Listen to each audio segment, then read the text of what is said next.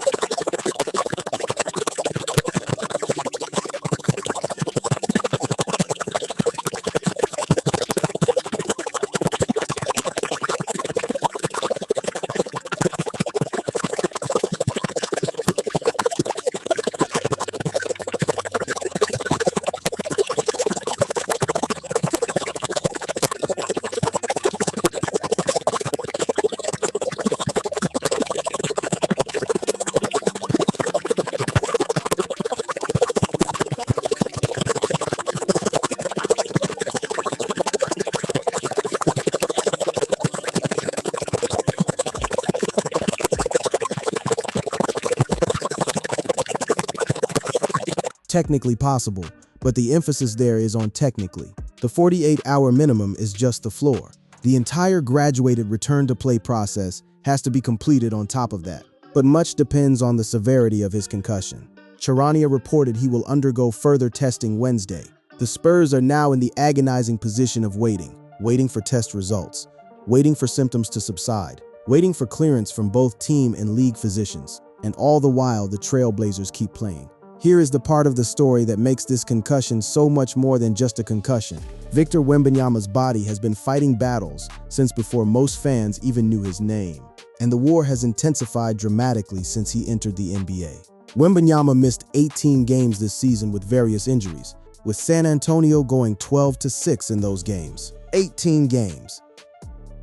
And this is the season everyone is calling his best. Wembanyama previously suffered a left rib contusion in the first half of San Antonio's 115 win over the Philadelphia 76ers on April 6. Before that, he had to overcome calf and knee injuries earlier in the year. But none of those compared to what happened 14 months ago. In January, he played in Paris as an NBA player for the first time, debuted in the All-Star game in February, was on course to win Defensive Player of the Year for a time, and his popularity was growing faster than he did as a youth. All of it halted when Wembanyama was diagnosed with a deep vein thrombosis in his right shoulder, shortly after the All-Star break, ending his season on Feb 20.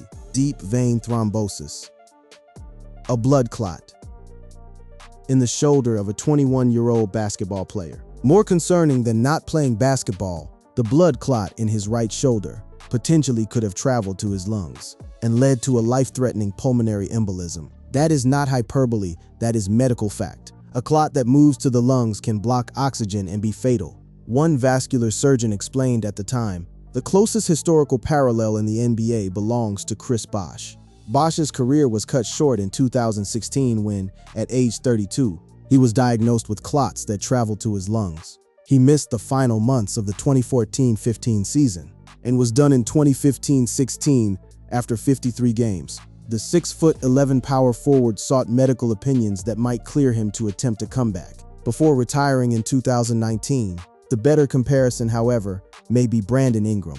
The Toronto Raptor underwent thoracic outlet decompression surgery on his shooting arm in March 2019 when doctors found a blood clot in his shoulder as a 21-year-old with the Los Angeles Lakers. After that operation, Ingram was traded to the Pelicans in the Anthony Davis deal, returned the next season with a vengeance, making his first All-Star appearance and winning Most Improved Player. Ingram represents something of a best-case scenario for Wembanyama, as Ingram has averaged 23 points, 5.5 rebounds, and 5.2 assists since his diagnosis and procedure, while not having any recurrences of the blood clots. So why did Wembanyama develop a blood clot in his shoulder in the first place? Dr. Brian Sutterer indicated that overhead motions, like say shooting a basketball, can create what's called thoracic outlet syndrome.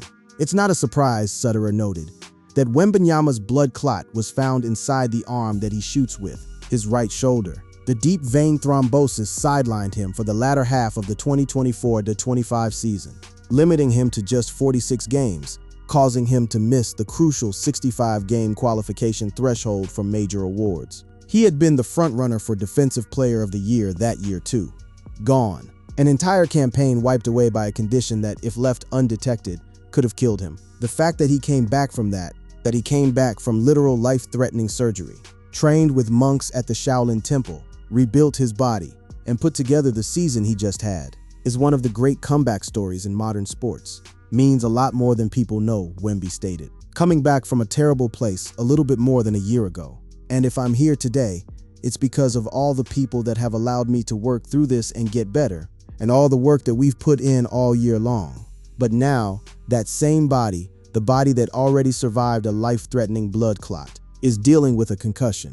And that is what has people asking, how much more can this frame take? To understand why this concussion cuts so deep, you have to understand what Wembanyama was building before that fall on Tuesday night. Because this was not just another good season. This was a season for the ages. He averaged a career-high 25.0 points, 11.5 rebounds, 3.1 assists, 3.1 blocks, and a steal during the regular season, becoming the only player in the NBA to tally 1,500-plus points, 700+ rebounds, 150+ blocks, and 50+ steals. Nobody else did that.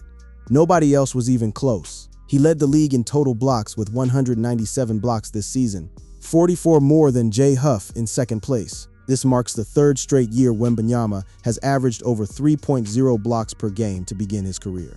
Wembanyama has now led the NBA in blocks in 3 straight seasons, joining Dikembe Mutombo and Marcus Camby as the only players to hit that mark. Wembanyama produced 43 games with a block and a steal, and posted 50 multi-block games, which included 17 outings with 5 blocks or more. The 22-year-old center was the only player in the league with 30 or more games with 3+ blocks. 36. The next closest was Chet Holmgren, who had 25 such games. His teammates saw it every single night. He deters people from even shooting the ball. Spurs guard De'Aaron Fox said, "You talk about guys that change shots. He literally negates guys even shooting the ball. They'll see him in there and dribble the ball out or kick out. He changes the whole dynamic of your defense, and he changes the dynamic of other teams' offense." All of it led to the ultimate validation. The San Antonio Spurs superstar center received 100 first-place votes out of a possible 100 to unanimously win the Defensive Player of the Year award. No player in at least the last 50 seasons, and maybe ever, has won 2 awards unanimously. Wembanyama already had Rookie of the Year in 2024, won unanimously. Now DPOY won unanimously. That has never been done before. Wembanyama joins Robinson and Michael Jordan as the only players to win both Rookie of the Year and DPOY. Robinson and Jordan, that is the company he keeps at 22 years old. The Spurs finished the 2025-26 regular season 62-20 overall, the franchise's best record since going 67-15 during the 2015-16 season, and they snapped their 6-year playoff drought. This was a franchise that had been wandering through the wilderness, tanking, rebuilding, waiting, and then Wembanyama arrived and pulled them straight to the 2nd seed in the West. Wembanyama is also a finalist for MVP, with the winner of that trophy not set to be revealed until next week at the earliest. He was competing with Shai Gilgeous-Alexander and Nikola Jokic for the most prestigious individual award in basketball.